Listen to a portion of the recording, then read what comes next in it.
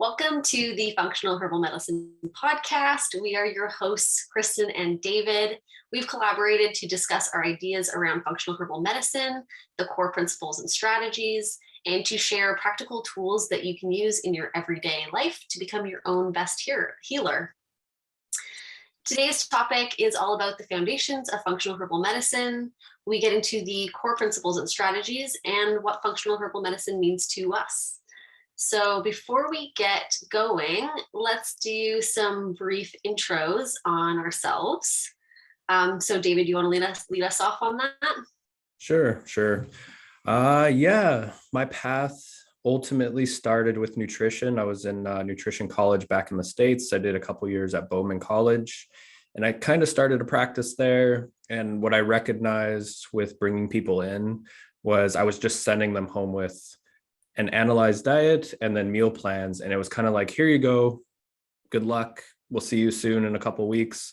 And it wasn't fitting the model that these people were transitioning out of. They were coming from a model of like, they go to a doctor, they get something prescribed, and then they go home and start taking it. So I needed something more. I knew like I wasn't going to see a lot of success with just diet plans. So long story short, there's a whole backstory of how I ended up in Canada. My wife's Canadian, but I needed a way to get into Canada. And so I was like, well, I'll go back to school. I'll choose this herbal medicine school in Canada. And actually I had no idea what I was getting into. I had no idea about herbs. And as soon as I got there, I just fell in love with herbal medicine and the path. And the school that we went to is phenomenal when it comes to like learning the biomedical sciences. Plus you learn about almost 200 plants. So I kind of stumbled into herbal medicine, but once I got here, it's like, this is my path. This is what I want to be doing. And then, yes, this is, I think, the next step where we're finding a specific way to work with people. They teach us a little bit in college, but functional herbal medicine, as we're going to see, is very specific. And that's my story. Okay, thank you for sharing. I'll share a little bit about myself as well. It's actually not too different than what you just shared, David. I totally got into natural healing through my own personal journey. This is like very much a pain into passion kind of story for me. So I've had chronic illness really as long as I can remember in some kind of way. And in my early 20s, it got really bad. Like I was just having massive allergic reactions, couldn't breathe through my nose. I was not functioning well anymore. Brain fog, fatigue, mood disorders, like you name it, I was having it at that point. And so I went the conventional route. I looked to doctors. I took medications. I was 22 and on 4 different medications that they told me I was going to be on for the rest of my life. And I did that actually for about 2 years and saw little to no success. I'd get a little bit of benefit, and then that would all disappear within a couple of months. So I sort of got to this point where I was like, this is crazy. Like, what am I doing? I'm 22 years old and I'm on lifelong medications and I'm not enjoying my life at all. So I started kind of, wondering why I was having the problems that I was having and searching for longer term solutions that actually gave me relief, that made me feel like I was healing instead of just suppressing symptoms and putting Band-Aids on stuff and sort of like prolonging the agony in some ways. So that got me into the nutrition world. I started working with natural health practitioners. I changed my diet. I did a whole diet lifestyle overhaul. I think I went to the extremes of everything. So I've since found a balance of finding the ways of health, but also living your life. But in that time, I went super extreme into everything, and I totally found relief. I was able to bring myself back out of these illnesses and really get my life back. And so that made me a total convert. From then on, it was natural medicine all the way because I actually found the results I was looking for. And I got into the health coaching world, and I worked a little bit in weight loss for a bit of time. And Actually, I wasn't super fulfilled by that. I often found like there was something missing, or like I wasn't able to really serve my clients in the way that I wanted to, because again, they were kind of getting short-term results and they really had to not live their lives in that time. It was like the model I was using was really restrictive, and um, yeah, it's sort of like I just didn't get the success I was looking for and the fulfillment I was looking for out of that. So I went and wanted to do like deeper trainings. I wanted to learn more about this. And I actually was looking for a holistic nutrition program when I found Pacific Rim College. And I was kind of going through their website and looking at everything. And I was definitely convinced I wanted to do nutrition, but I came across what they call the phytotherapy program. So that is Western herbal medicine for those who don't know that term. But I saw it on the website and I was like, ooh, this sounds really neat. And at the time, I was like, not necessarily convinced that I loved using supplements. I didn't like swallowing pills.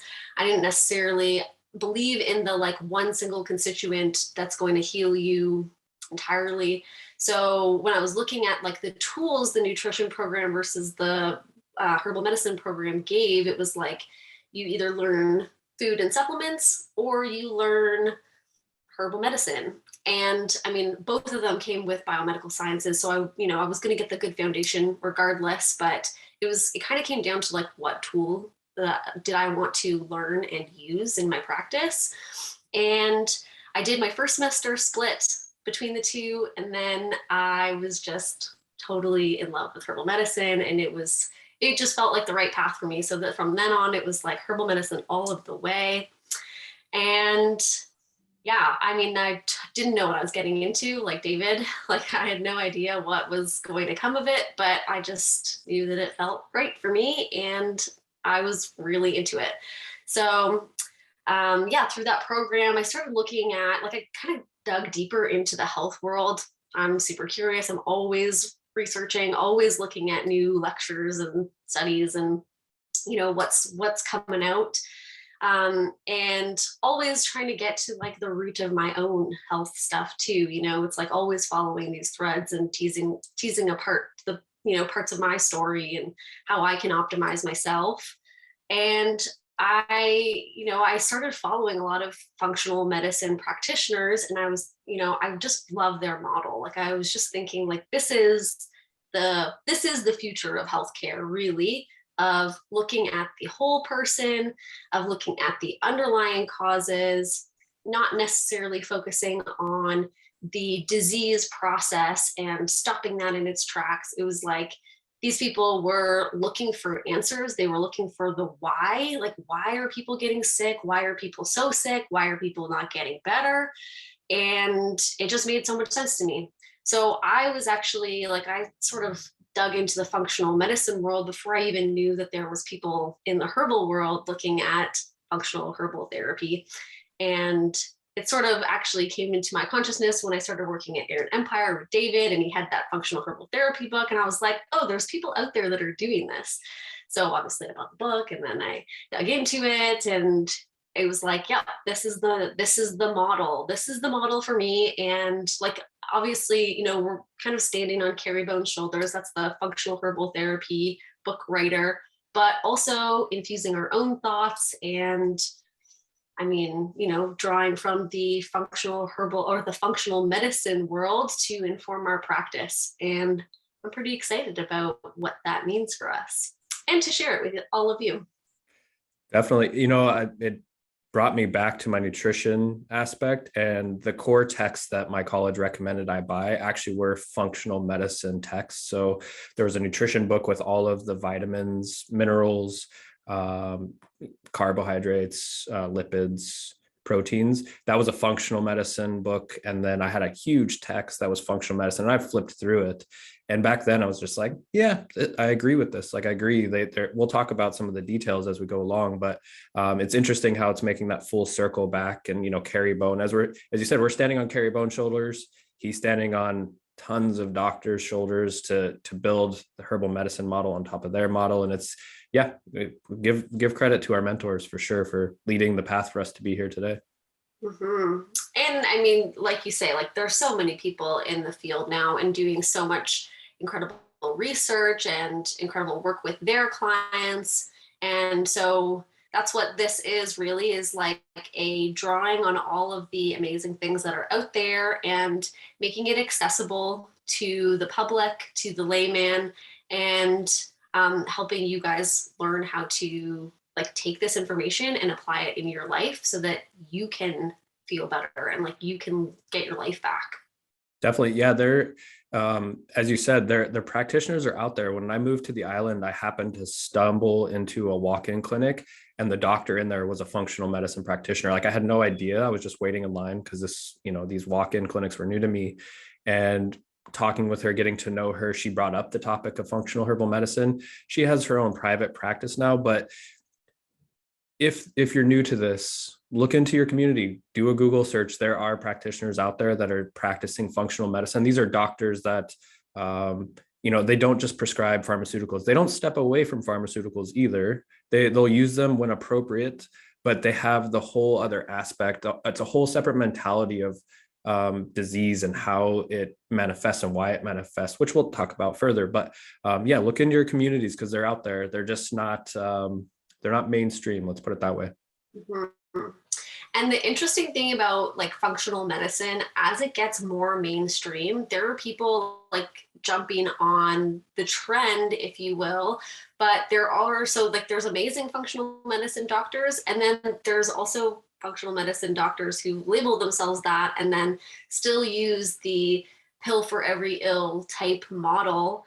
And maybe they're not using drugs, but they're using supplements, and it's still this like mechanistic kind of way. Like they'll look at the pathophysiology and what supplement will block that thing from happening. So yes, they're in your community, and yes, do your due diligence to make sure that that they're who they are. Like, am I trying to say that they are who they say they are, and they're practicing the root cause resolution, because that's really the thing that gets the long term results. So that being said, we can maybe dig into what functional herbal medicine really is, what it really means to us in our practice philosophy. Do you want to start off with that, or do you want me to go ahead? I'd say roll into it. I mean, you're kind of alluding right into this transition of like, what's the difference between functional herbal medicine and the conventional allopathic model? I mean, I have my thoughts, but I mean, take it away. Sure. Okay. So, what I see functional herbal medicine is a philosophy that brings together both the traditions of herbal medicine and this contemporary functional medicine model. And so we've said this before, but we prioritize identifying and addressing the root cause of the illness.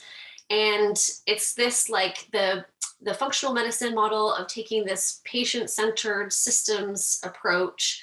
So we look at every person as unique. We look at the body as a whole, rather than this like meshing of disconnected parts. And that's sort of what we see in the Western medicine model. Like they don't necessarily connect the gut and the brain or the nervous system to the immune system.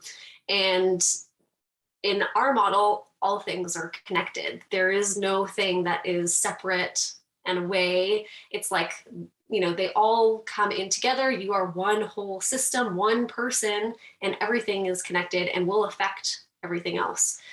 Um, yeah, so I would say that we're not, I think David would agree with me when I say that we're not necessarily doing something new. We're sort of naming what this is now and in the terms that we would use now. So, like the traditional herbal medicine kind of was a form of functional medicine, because what they were doing, they weren't stopping disease processes, they were supporting the body through that disease process. So, how can we move this person into harmony, and like get them through what they're going through right now to move into harmony, versus like how do we stop what's going on and just like stop the path of disease. And somewhere along the way, I think that it got a little convoluted. So we kind of mixed together the allopathic model and herbal medicine, and people were kind of started using this allopathic model for herbs. And so herbs kind of became like green drugs, and they totally can be used in that way of like symptomatic relief and stopping disease processes. And I think a good example is our anti-inflammatories and like turmeric and stuff, which is a COX-2 inhibitor, and that's really beneficial in a certain setting for a short period of time, and we can use it in a specific way. But like for somebody to be on a COX-2 inhibitor every day, all day, for an extended period of time is going to have downstream effects. Like there's no way around that. Whether it's a herbal COX-2 inhibitor or a pharmaceutical COX-2 inhibitor, like it's going to have downstream effects. So this model that we're using here is reaching back into the traditions, looking at the energetics of herbs, how it affects the tissue state, and we'll get into that at another podcast. We'll explain to you what all that means, because it's part of the real cool magic of herbs, that they in the Western world, they don't have something that will clear out dampness or warm up the body so that you have more vitality, right? It's like in Western medicine, we work on like killing the cell or cutting out the cell or radiating the cell. And it's really an anti-life kind of way of taking like a route of medicine. It's really not conducive to vitality and life. So this model, just to circle back, is taking the traditional energetics of herbal medicine, where they were kind of working in a functional way. And then we're pairing it with the modern research, with the modern terms, and so we can speak the language of the modern day human and the stuff that we are dealing with. So it's this bringing together these two really beautiful concepts. And like I said, it's not necessarily new, it's just a really great way of framing it so that we can explain to you guys what it is that we're doing. Definitely.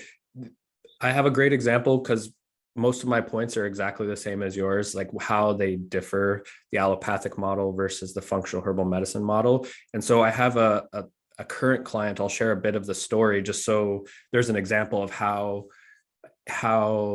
herbal medicine or supplements can be used in an allopathic way, in a way of pill pushing, green pills, as you put it, I think.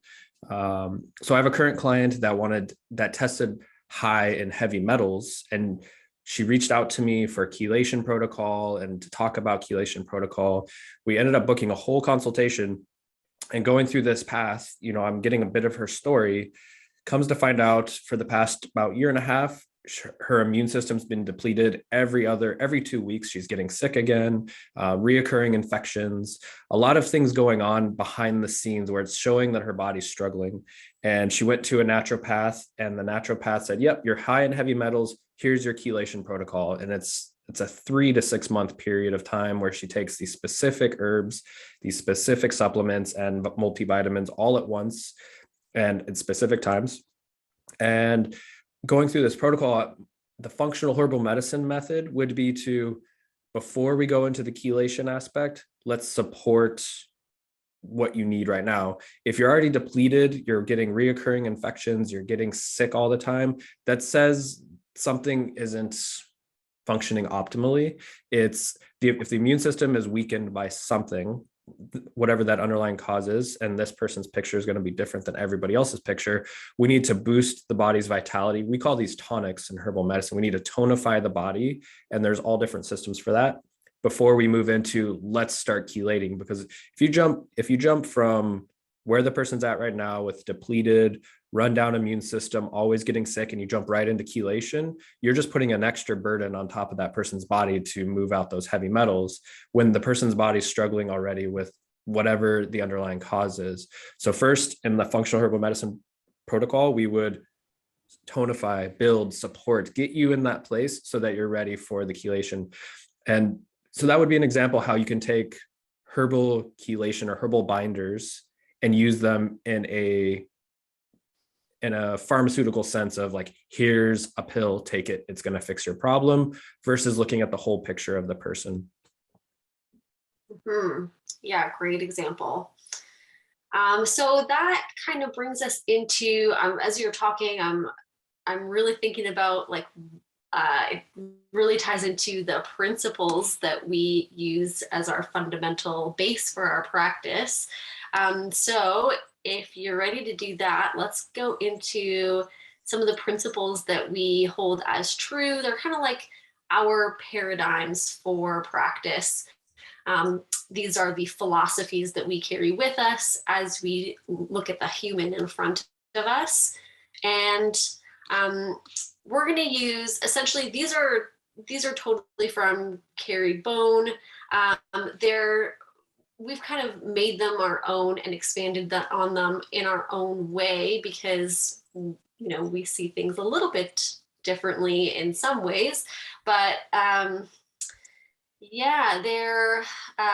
so there's 7 of them, and we'll go through them and we'll expand on the ideas behind them a little bit so that you can get an understanding of where we're coming from when we look at patients in consult. So, what do you think? Name them all and then we'll go through them individually. Sure. Yeah. I mean, short synopsis, I guess. And then I have notes on specific ones and we can expand and, yeah, definitely. Okay, yeah. Okay. So first of all, I'll go through all of them really super briefly, and then we can expand on all the ideas just so you guys can get like a snapshot of what they all are, and then we'll expand on these. So first of all, when we're looking at a person and we're talking about all their symptoms, like we do not necessarily see those symptoms as a problem. We see them as your body's solution.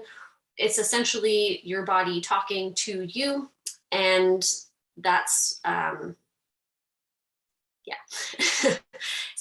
your symptoms are not your body's problem. They are the solution that your body is offering. So it's about breaking that down and demystifying what that actually is. And second of all, it's the individual story matters more than the diagnosis. And 3 is treatments are personalized to the unique individual and their energetic constitution. 4, complex issues require complex solutions. Our treatments draw from the 12 core strategies of functional herbal medicine, and that we will get into a little bit later. And we use modular layered strategies for each patient. And lastly, health is positive vitality, not merely the absence of disease.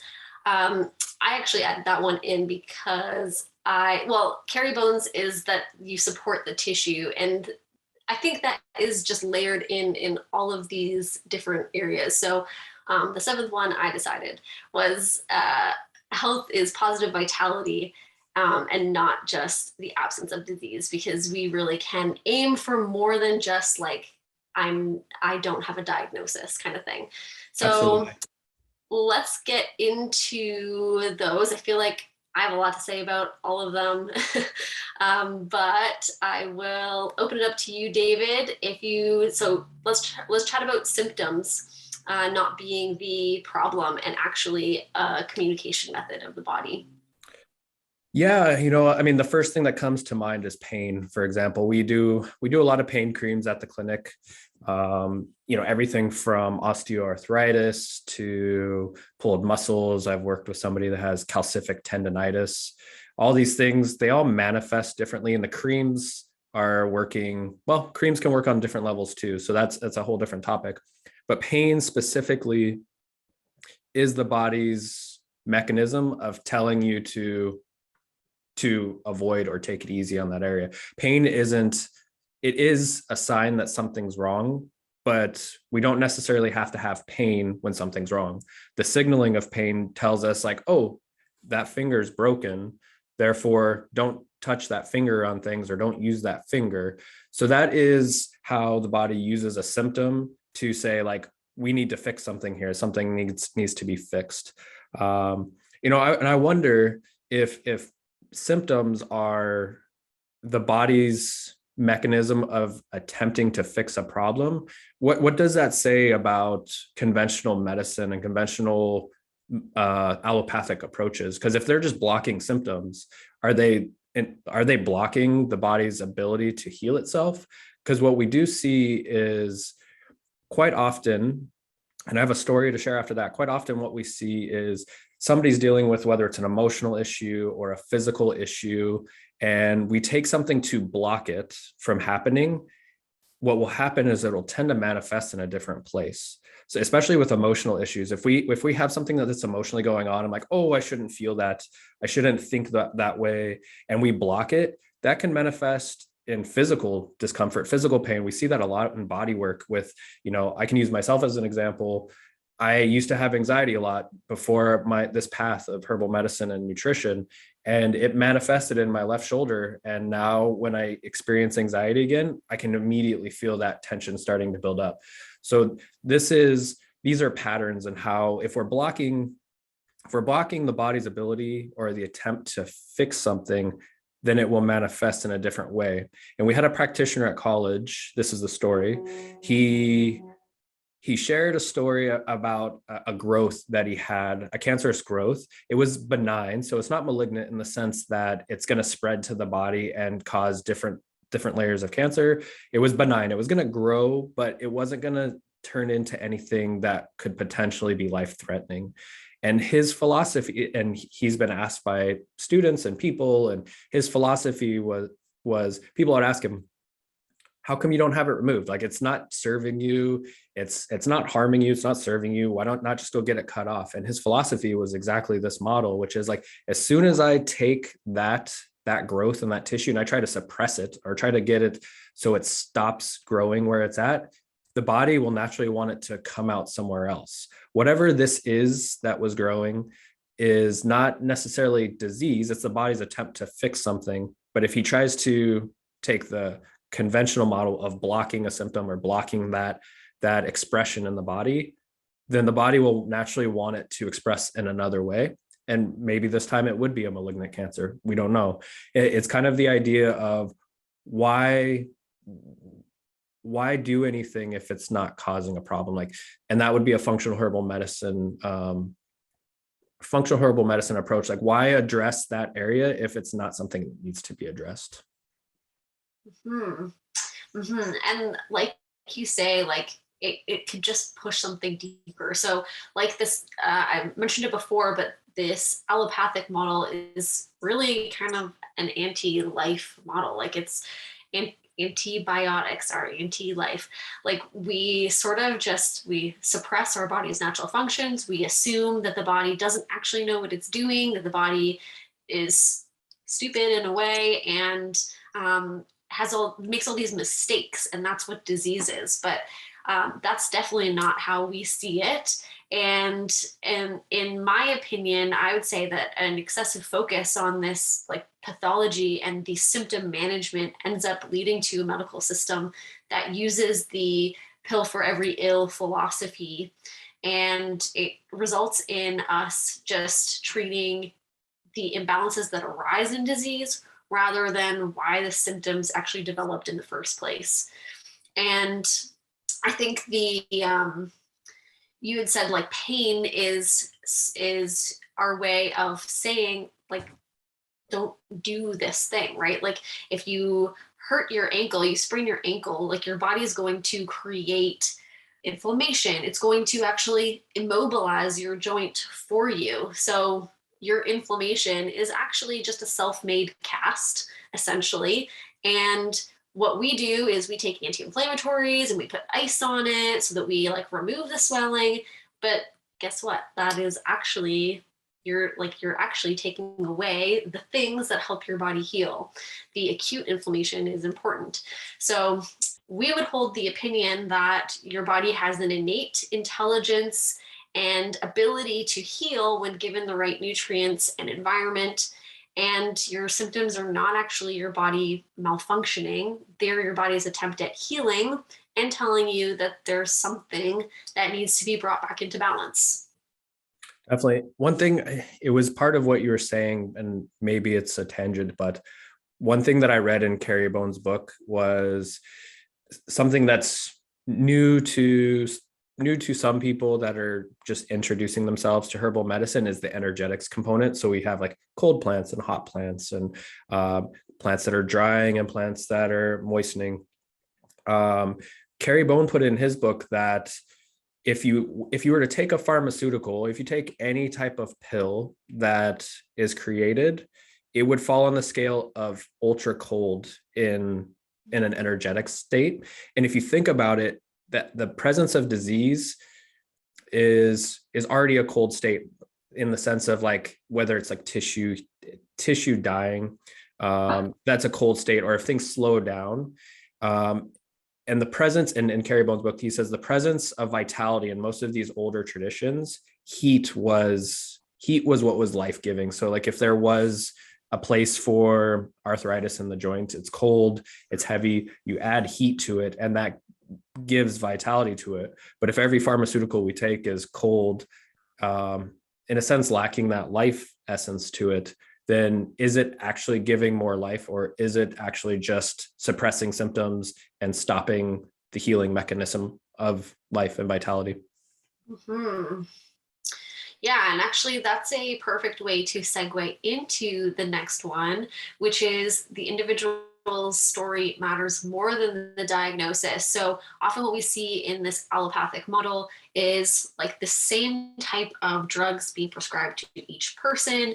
There is no regard for like what that person's innate constitution is, what is the what is the condition, like the energetics of the condition in front of them.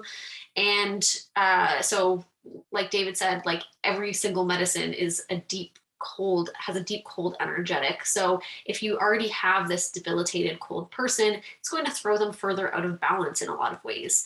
And so it's kind of this idea of like each person is different. And even if they have the same condition, they will present differently in some ways. So why would you treat them exactly the same? And that's where like herbs are actually so amazing. And what the functional medicine model does in a really nice way is there's no one size fits all approach. And there might be common threads within each disease, but each person is different. Their experience is different. So we customize herbal formulas, and we will look at the person in front of us and make suggestions that suits them. And like we'll look at their lifestyle and like their diet and all of this stuff that adds to who they are or what their disease is. And we'll look at the person in front of us and make suggestions based on that rather than the diagnosis itself. So chronic illness results from a range of causative factors, which means that the person's story and history is paramount to finding the underlying causes. Do you have anything to share?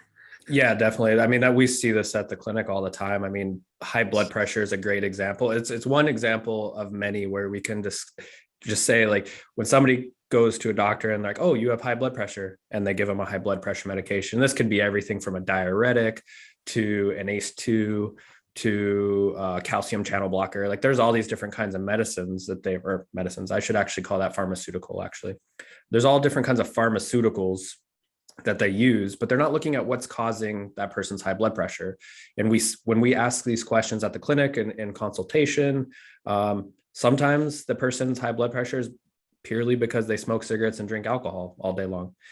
For another person, it could be a kidney issue, and their kidneys are not properly functioning, and there's a water imbalance in there.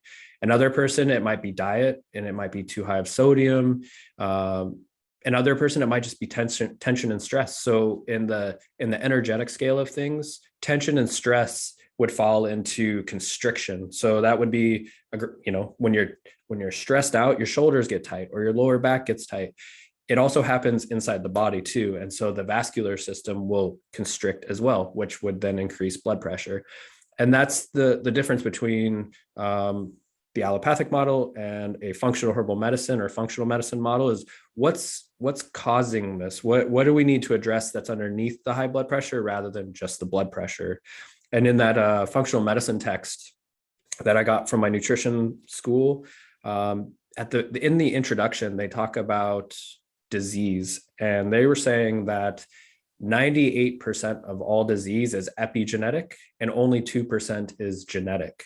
And that's kind of the exact opposite that we hear in the conventional mainstream world is, oh, you're prone to this because of your genes. Your genetic code is telling you you're prone to this. And what research is showing us is 98% of all disease is epigenetic, which is it's influenced by our environment, the toxins in the environment, the stress at home or the stress in the environment. We could talk about the mainstream media and the type of stress that comes out of that, but that is epigenetic. All that stuff is what shapes and changes the individual. And it doesn't shape us all in different ways. For one person, it manifests this way. Another person, it's this way. Mm-hmm. Yeah. And I just want to say, I love that you brought up the blood pressure example, because I feel like one, it's super common to see people with high blood pressure, but you listed a whole bunch of reasons why someone could have that, but then there's also that white coat syndrome. So if you listening have never heard of that, essentially that is you have anxiety about getting your blood pressure tested. You're sitting there in front of your doctor and you're anxious that your blood pressure is going to be high. And lo and behold, it ends up being high.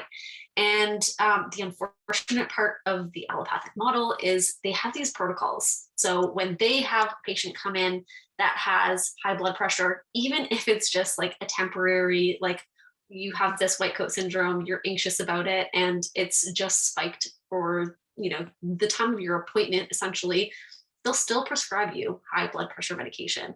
And there was never actually anything wrong in the first place, but they kind of have to. They have these protocols that they have to follow. So when they put it in the system that their patient has high blood pressure, they almost don't have a choice. They have to prescribe that medication. So there's definitely a big flaw in that system there. And it just brings us back to this point of we need to be looking at the person in front of us and adjusting our treatments in conjunction with that, which is actually our point number 3, which is treatments are personalized to the unique individual and their energetic constitution. And I'll explain what that means a little bit with the energetic constitution. So each person contains the elements in nature within them. So in the simplest form of it, we all have these qualities of hot, cold, damp, and dry in our tissues. And this is what we would essentially call the tissue state. And herbs can contain these same qualities and also influence the tissue state within the body. So when we're formulating for a person, we consider this person's innate tissue state, the innate constitution. Like David said, if you have tension, it presents in this constricted tissue state. And then we will match the right herbs and even lifestyle suggestions to balance that out. Yeah. We see it at the clinic all the time with somebody coming in looking for one specific herb to address whatever they're working with. And it's great that we can say, hey, here's the whole picture. Let's focus at that symptom. Let's lower that blood pressure, but then let's put in that kidney tonic to support the kidneys if that's what's the underlying cause. Or if it is stress, let's put in a little bit of a nervine that actually calms the nervous system down so that we're not so easily influenced by the stressors around us. Custom medicine. It only makes perfect sense when you have all different individuals in the world and everything presents differently in each of us. Mm-hmm. And that is, again, a perfect spot to go into the next one, which is complex issues require complex treatments. And exactly like you said, David, people come in saying, oh, I read about mullein and I want some of that. Or I read about ashwagandha and I'd like some of that. And if you have a complex picture, they generally require complex solutions that need these synergistic actions within them. So, I would say herbal medicines are inherently complex, like the conversation between taking a supplement versus a herb.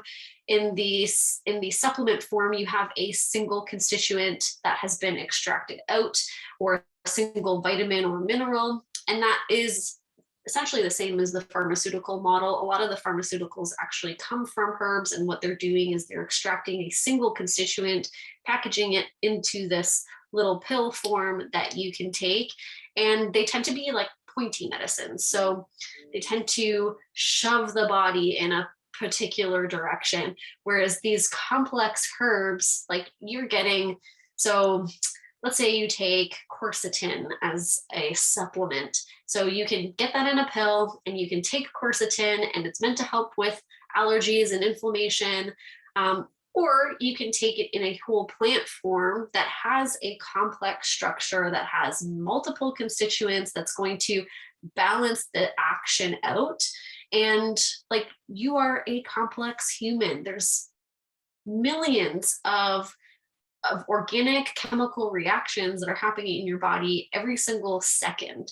So to think that we could just add in one single thing and have the body metabolize that in a way where it goes, yeah, I know what to do with this.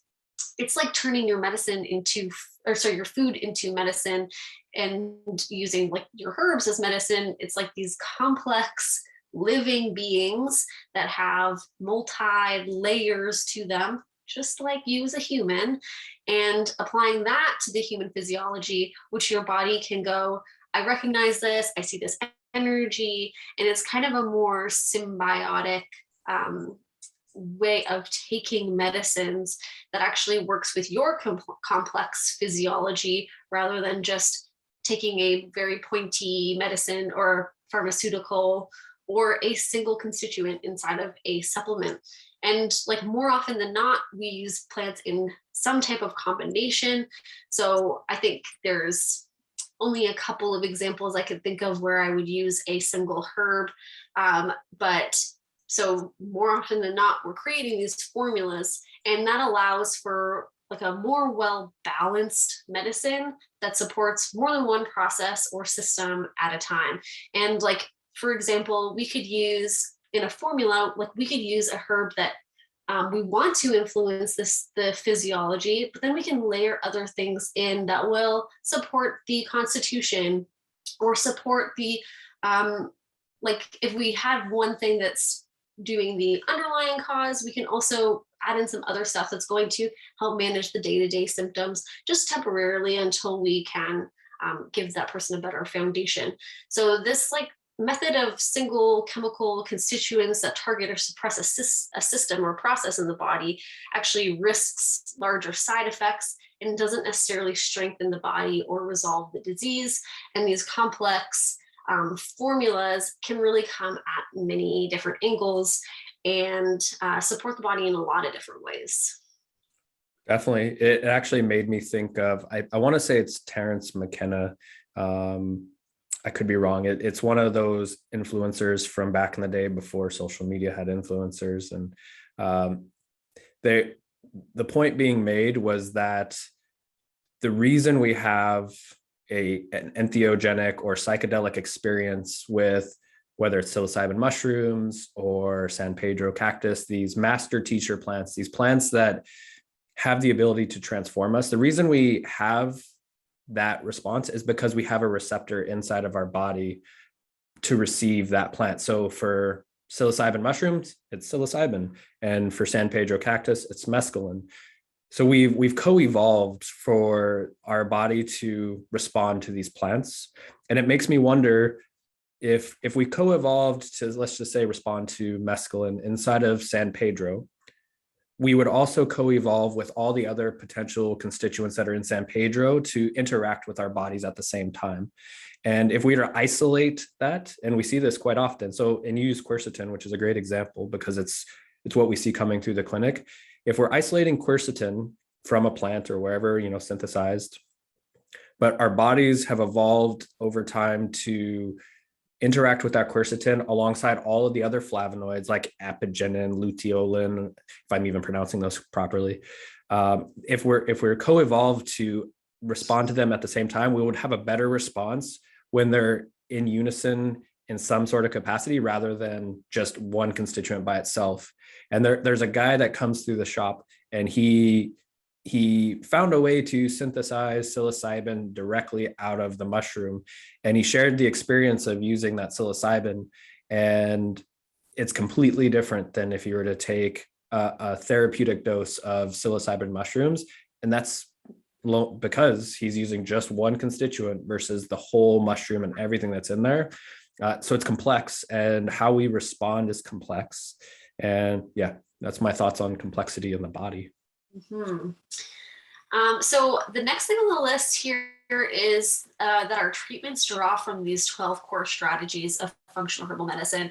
And I actually think that I'm going to skip over that for now, and we'll return to it afterwards, because we do have a little bit of a visual that will explain, that actually just lists them, and we can chat about them a little bit there. But essentially they are different strategies that we use to inform our practice and create these individualized protocols. And so we'll skip over that one for now. And the sixth principle here is that we use modular layered strategies, which is essentially the strategies from number 5 there. But what this one means, so using modular layered strategies, it's essentially a way of I'm trying to avoid the word prescribing. Yeah. It's a way of kind of creating treatments and protocols. And in many chronic or complex illnesses, not every aspect can be addressed all at the same time, nor should it be. So there is definitely a time to support different systems. And so, like, for example, if somebody has, let's say, some type of autoimmune disease, we wouldn't necessarily immediately go in and start poking at the immune system to say, calm down. We would essentially start looking at their lifestyle and their diet and their gut health. So maybe we would start at their, helping support their gut health, and what is that foundation there before we move on to the immune component. And so that's essentially what we mean by using modular layered treatments over modular layered treatments over the full course of working with somebody, to slowly pull back the layers of the condition so that you can achieve the desired outcome. And some herbs are best not used all of the time, and actually have a greater impact when they're taken in this pulsed dosing method within the treatment module. So that's the benefit of working closely with a practitioner, is we can guide you through, like, what's the place to start, first of all, so that you're not overwhelmed with like having to fix everything right now, but how do we build you the best foundation to work off of and do the deeper healing later on. And then also guiding you through like what herbs at the right time. David, we talked about this like a few weeks back in our detox, which is this idea that like the right herb at the wrong time is actually just the wrong herb. So it's about finding these ways to implement herbs into the treatment strategy in the most effective way that meets their physiology, as well as helps them with that layered process of starting at the foundation and then building on that. Definitely. Yeah. I mean, I kind of touched at it on the introduction with my chelation client, where in my practice, I would have started with building and tonifying, then moving into chelation. Another practitioner might not kind of go that direction. So yeah, and it depends. Sometimes the symptomatic relief is the first place to go. It's not one size fits all. It's not we always need to tonify and support first, then move into the chronic condition. Quite often, if there's an acute case of food poisoning, for example, we might want to give some antimicrobials to help offset those bacteria from replicating. So we are kind of treating the person. However, if somebody gets a diagnosis of SIBO or small intestinal bacterial overgrowth, it might not necessarily be the right protocol to just go straight into antimicrobials and just kill everything off. We might need to maybe look at the diet, for example, to bring it full circle of herbal medicines being our treatment or our remedies. Sometimes the nutrition and the diet needs to be addressed first for the underlying causes. So yeah, it's different. It's individual, it's complex. And yeah, that's what the benefit of a consultation in functional herbal medicine offers, is that you bring it all together, and then you have, in a sense, multiple pairs of eyes looking at it, and then these core strategies that are going to point you in the right direction, point us in the right direction. Mm-hmm. Yeah, so I think, so we'll move on to the seventh one, but I do want to just say, so in Kerry Bone's book, he writes the seventh one as supporting the affected tissue. And the reason why I didn't actually put that as our seventh one is because I think that it is infused in all of these different principles in some way, right? Like we're looking at the tissue state, we're looking at the energetics of the herb and the person in front of us, as well as just lost my train of thought completely.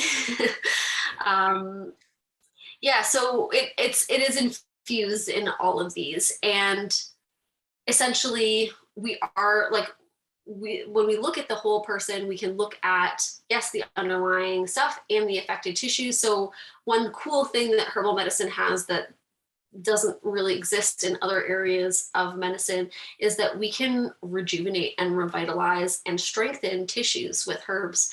So that's what Kerry Bone means by looking at the affected tissue and strengthening it. To me, that is fundamental in using the modular layered strategies, the complex treatment strategies that we have, and then also looking at the person as entirely unique. So it is absolutely an important part of this, and I'm not trying to delete the work that he did. I just think that it's totally infused within all of these layers. So as our number 7, I am suggesting that health is positive vitality and not merely the absence of disease. So this is essentially the idea that like, do you wake up in the morning and feel good? Actually, do you wake up with energy and excitement and like a level of robustness that you trust that your body can handle what is coming at you that day? I think that we all have this capacity to live a healthy and vibrant life. We don't have to necessarily settle for these disease states or just feeling mediocre about your life. Like you don't have to rely on caffeine to get up out of bed if you don't want to. You don't have to just agree that at a certain point you get older and your body stops functioning. Like we can support the body into the older years, and you don't just have to deteriorate and have a terrible quality of life. So I think that's an important part of my philosophy and my practice. And I think herbs can really help people do that. Definitely. It reminds me of my nutrition school where we would talk about recommended dietary intake of specific vitamins, like how much of vitamin A do we need every day? And they give us a generic number. They don't give you your number. They give a generic number for male, female, and age range. And we turn to focus on what is the optimal intake. What do we need to get to an optimal state? And I would put optimal and vitality into the same category. We're not looking to just kind of create this baseline neutral state. We're looking to go to a place where we're beyond, and in that vibration you're talking about of like excited and ready for the day, love, gratitude, those types of places that put us in a state of optimal health. Mm-hmm. And actually, you brought up something really important just there, which is like the blood work component and like the normal ranges. So I think a really great example is when we look at thyroid disorders. We have, in every single blood test, there's a normal range. Just because you fall inside that normal range doesn't mean you're okay. Like if you feel terrible, there's something going on that can be supported, right? So like we see it a lot with thyroid patients is we would essentially call it like subclinical hypothyroidism or hyperthyroidism. And essentially what that means is like your blood work is in the normal range and everything on paper looks good, but you feel terrible. And so that is part of our philosophy as well, which is like you don't necessarily have to rely on these blood markers. Like your normal isn't necessarily what the generic world normal is. Maybe your normal, actually your thyroid has to be a little bit more upregulated than the average person, and that's where you feel best. So it's not about like getting you to a specific range. It's not about is your blood work looking good. It's like, are you feeling good? Can you handle your day and the things that are required of you in your life? Can you get up and exercise? Can you play with your kids? Like, can you have a stressful event and then also recover from that afterwards? So it's really just this encompassing idea of like not settling for whatever you're told is the right thing or told is normal. Like if you feel like there's something wrong, there's stuff to support. So that is what we are here to help you do. We can help kind of demystify the illness and look at things from a more holistic point of view. And regardless of what the blood work says, we can support you in the direction that you want to go into in order to support your lifestyle. Definitely. Yeah, so let's circle back there to the core strategies. I know, David, you got a little slide that we can put up. And yeah, I was gonna say definitely. I'd say let's just quickly go through the list, show people what we work with, and then I think our next podcast is kind of right going into these. So yeah, let's go through the list, and then so you can see what we're talking about. Some of the words may or may not make much sense, but they will over time as we go through these podcasts. As always, if there is questions, if there is thoughts, something looks confusing, always reach out. Our contact information will be in here as well. But yeah, let me pull up these slides. Mm-hmm. And while you're doing that, I'll just quickly explain. So these are the 12 core strategies as outlined by Kerry Bone in his Functional Herbal Therapy book. Again, they're not necessarily new. It's just outlined, and it's a great tool for us to draw on. And there's these 12 strategies. They encompass the overarching focuses within functional herbal medicine.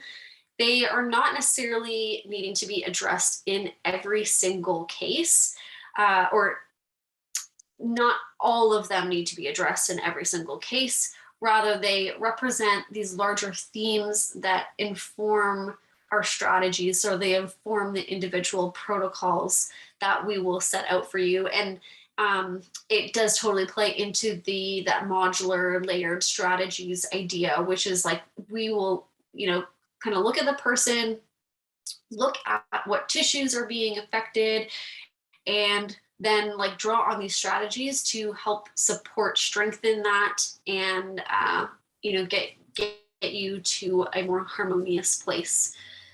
So do you want to read through them?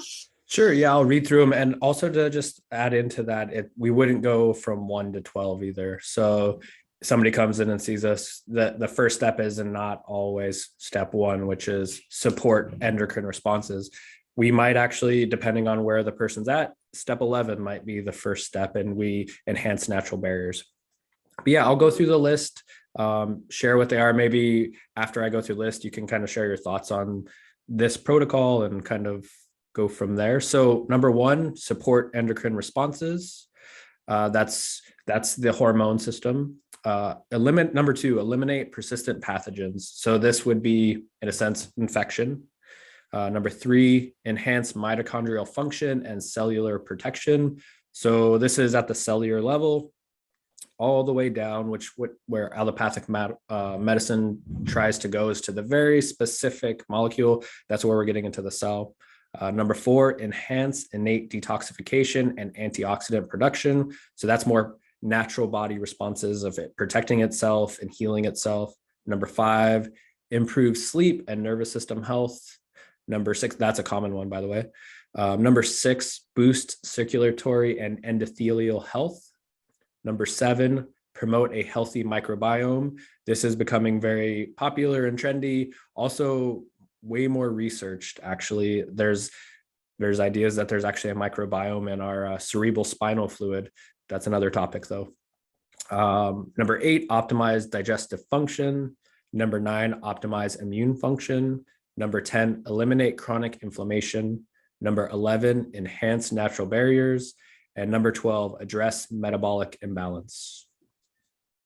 Perfect. Yeah. So if you happen to be just listening to this and you want a visual, we will be posting the video aspect of this over on Rumble, and we will, however it is, we will get a link to you, whether it's in the show notes or whatever. Still figuring all that out, but we'll make sure that a link is available so that if you wanted the visual, you can go watch the video.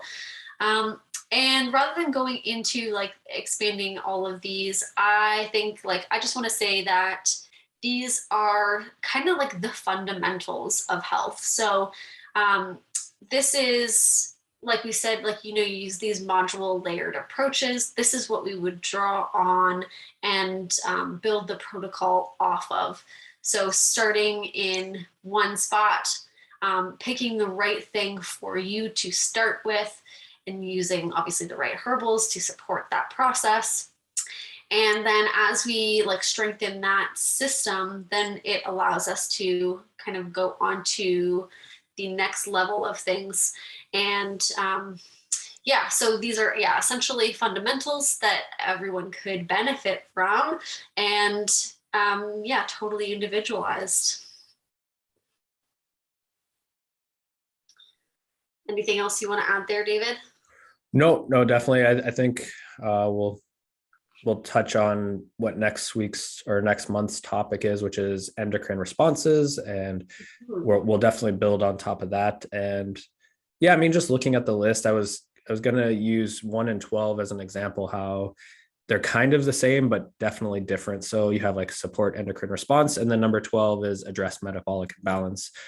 Those are both hormonal, but different in the sense of how we respond.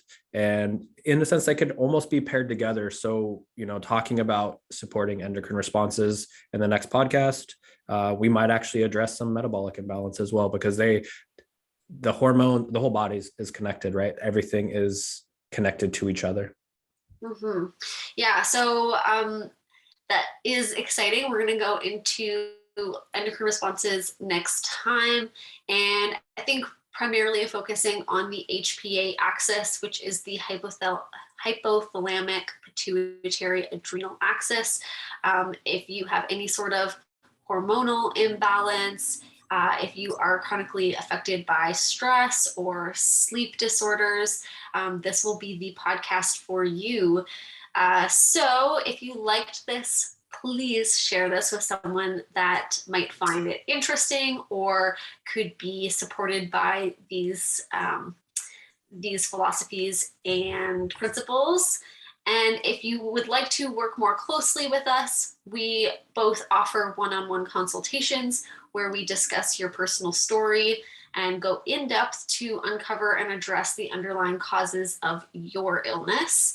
And as well, we will be creating some additional content that is going to be under a subscription. So we'll go, again, a little bit more in depth to these things. We will talk about plant monographs, which, if you don't know what that is, we'll take one plant and go in depth on all of its constituents, its uses, and how you can use it.